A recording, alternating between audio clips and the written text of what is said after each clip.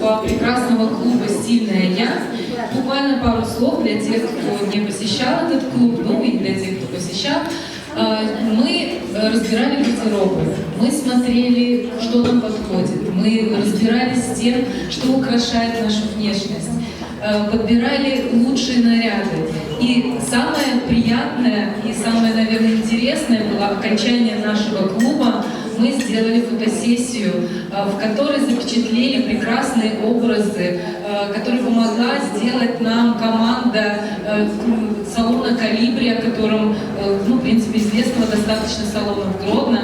И все это было подарено прекрасным женщинам университета Золотого века. Кроме того, одежду для нашей фотосессии прекрасно предоставил салон «Марго», который расположен на рынке «Корона» в зале «Д».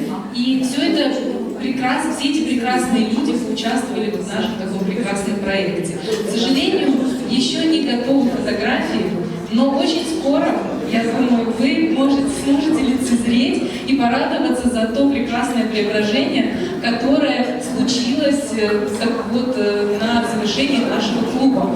Но и это еще не главное. А главное то, что девушки, которые занимались в этом клубе, наверное, что-то произошло внутри.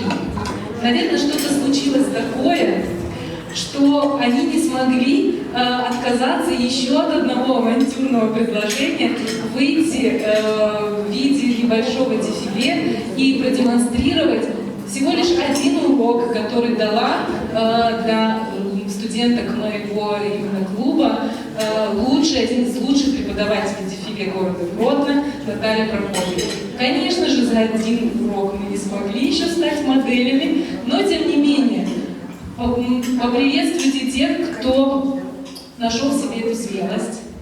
Поприветствуйте тех, кто захотел это сделать сегодня, несмотря на страх, стеснение, внутренний дискомфорт. Это самые смелые студентки клуба «Стильная я». Аплодисменты должны быть